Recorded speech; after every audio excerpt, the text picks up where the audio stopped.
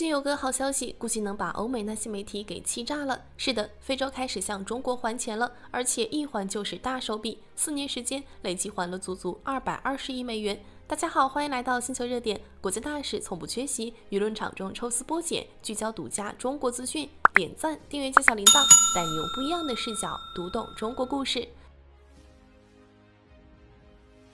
说真的，这事要是放在5、6年前，估计谁都不敢信。过去10几年，不管是欧美媒体，还是国内一些不明真相的人，嘴里就一个调子：中国借钱给非洲，就是在挖债务陷阱。非洲穷得叮当响，根本还不起，迟早债务崩盘。中国投进去的钱，最后肯定全打水漂。那些自媒体更是把这事吹得天花乱坠，铺天盖地全是抹黑中国的报道，仿佛中国在非洲做的每一笔投资都是别有用心。结果呢，现实直接给了他们一记响亮的耳光。数据不会说谎，220亿美元不是小数目，是非洲兄弟实打实还回来的真金白银，比任何辩解都有力量。咱们来算一笔账，中国对非融资分3个阶段，2010到2014年是狂飙期，5年净流入304亿美元；2015到2019年势头稍缓，5年净流入还是有300亿美元。可到了2020到2024年，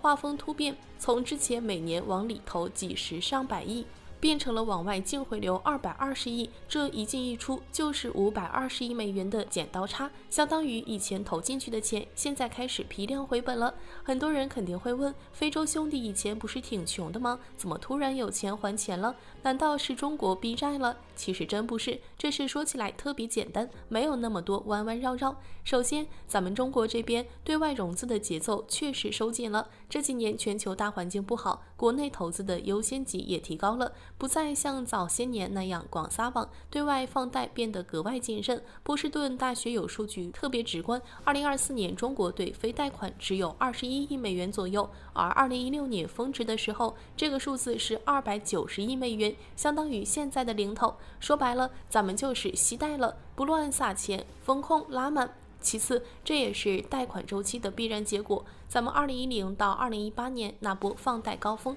签的大多是15到30年的长期贷款，前几年是宽限期，还的钱不多。现在宽限期过了，正好到了还本金、还大钱的时候，这就跟还房贷一样，前几年轻松，后面本金一上来，还款压力就大了。非洲现在就是处在这个正常还债的阶段。最关键的一点还是非洲兄弟的造血能力起来了。很多人不知道，中国给非洲的贷款跟欧美那些高息短债完全不一样。咱们的贷款利率只有2.7%，而西方贷款利率高达5%，几乎是咱们的2倍。而且咱们的贷款周期长，最长能到20年，大大减轻了非洲的短期压力。更重要的是，这些贷款没有被用来挥霍，全砸在了基础设施上，铁路通车了，港口投运了，工业园区招商了，电站发电收费了。基础设施的规律就是前期疯狂烧钱，后期慢慢回血。它不是那种赚快钱的短期投资，而是能长期产生收益的资产。就拿最典型的肯尼亚内蒙铁路来说，截至2025年5月31日，这条铁路已经安全运营2923天，累计发送旅客1534.2万人次，货物4039.6万吨，承担了蒙巴萨港超过30%的货物集散任务，直接让肯尼亚的物流成本降了40%，对肯尼亚 GDP 的贡献率超过2%，拉动沿线工业产值增长15%。肯尼亚经济涨了，税收多了，自然就有能力还钱了。还有一个被西方刻意忽视的事实，非洲外债总规模大概有1万多亿美元。而对华债务只有1500亿美元，占比也就1成多。大部分外债都是欠欧美资本和国际金融机构的。前几年非洲债务压力大，根本不是因为中国贷款，而是因为美元。非洲外债大多是美元计价，美联储一加息，美元升值，本币贬值。原本100单位本币能还1美元，后来要花120甚至150单位。债务总额没变，压力却翻倍了。所以小编觉得这220亿美元打肿的不只是欧美媒体的脸，还有很多人的认知偏差。他们总觉得中国在非洲亏了，觉得非洲还不起钱，可实际上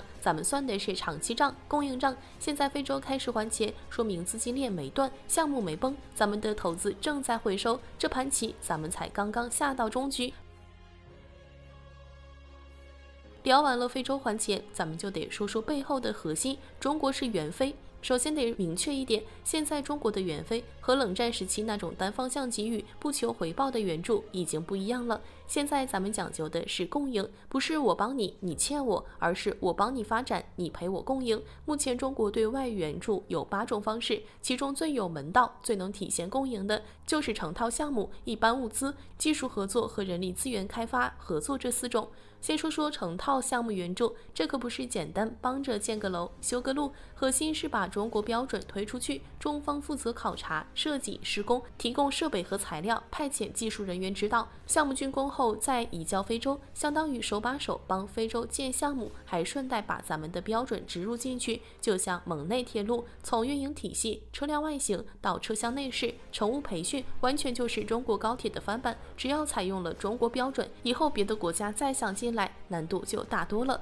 再说说一般物资援助，咱们是给非洲提供生产生活物资、技术设备，还承担配套技术服务。可能有人会问，这不就是白给吗？其实不然，设备可以给你，但后续的维修保养、升级换代都是长期合作。这就像俄罗斯把航母1块钱卖给印度，看似印度占了便宜，可后续的维修升级花的钱比买航母还多。咱们的援助也是这个道理，互利互惠才是长久之道。还有技术合作和人力资源开发合作，这俩就是典型的授人以鱼不如授人以渔，一个走出去，一个请进来。技术合作是中国派遣专家给非洲的建成项目提供技术指导，就地培训当地的管理和技术人员，传授农业、手工艺技术。人力资源开发合作就是邀请非洲的政府官员、技术人员来中国研修培训，每年在华培训的发展中国家人员就有1万名左右。更难得的是，中国援非从来不带任何附加条件，不像欧美那样援助之前先提一堆政治要求，干涉他国内政。咱们讲究的是取之于民，用之于民。非洲有石油、矿产，咱们有资金、技术，就用当地的自然资源抵押，换取项目贷款，帮非洲建基础设施，非洲再用项目收益或者出口资源、农产品的钱还给中国，形成良性循环。网上有个段子，特别形象地说出了中非合作和欧美掠夺的区别。非洲说我有石油矿产，欧美说我来开采，转头就把资源运走，留下一穷二白的非洲。非洲说我想自己建厂加工，欧美嘲讽你没钱没路没水电建不了，而中国说兄弟我帮你，蓝河建水电站，修铁路连矿区和港口，建工业园区，还提供贷款，用货币互换解决外汇不足的问题，顺带把家电、通讯设备送上门，甚至帮非洲提升国防实力。回望历史，中国对非的援助从来都是真心实意。1956年，中国第一次援助非洲，就无偿给了埃及2000万瑞士法郎现汇和10万元人民币医药物资，支援埃及反抗英法殖民侵略。1964到1978年，中国援助坦桑尼亚建设海军基地、飞机场，提供870套军用器材，让坦桑尼亚成为东南非洲独立运动的基地。援建坦赞铁路时，咱们投入9.88亿无息贷款，近100万吨设备材料，派遣5.6万人次铁路工作者，其中65人为了这条铁路永远留在了非洲。据统计，2000到2011年，中国为51个非洲国家援建了1673个项目，援助总额约750亿美元。2007到2020年，中国给非洲提供的融资达230亿美元，是美德日法4国融资总额的2倍多。而咱们的援助从来不是书写式的，而是帮非洲打造造鞋能力，援建苏丹石油项目，让苏丹从石油进口国变成出口国，带动了电力、交通等多个行业发展。援建的港口、铁路让非洲的资源能运出去，农产品能出海，真正实现了互利共赢。西方总污蔑中国在非洲搞新殖民主义，可反观他们自己，从15世纪末开始就在非洲疯狂掠夺资源，压迫当地人民，几百年来从未停止。他们的援助从来都是带着目的，来了发点面包、矿泉水，拍完照就走，根本不会帮非洲建基础设施、提升造鞋能力。而中国的援非是帮非洲建铁路、修港口、修电站，是教非洲兄弟技术、培养人才，是让非洲兄弟能站着把钱挣了。现在非洲开始给中国还钱，就是中国是援非最好的证明。它不是一场单方面的付出，而是一场长久的共赢，是中国用真诚和实力打破了西方的污蔑，也帮非洲走出了贫困的困境。未来中非合作还有进入更务实、更商业化的阶段，从放贷时代走向股东时代，中国不再是债主，更是非洲的合伙人，一起赚钱，一起发展，这才是真正的大国担当。好了，今天的内容到这里就结束了。如果你喜欢小编的影片，还请大家多多点赞转发，让更多的人一起见证中国进步。关注我的频道，这样既能回顾往期视频，又不会错过之后的精彩内容。那我们下期节目不见不散。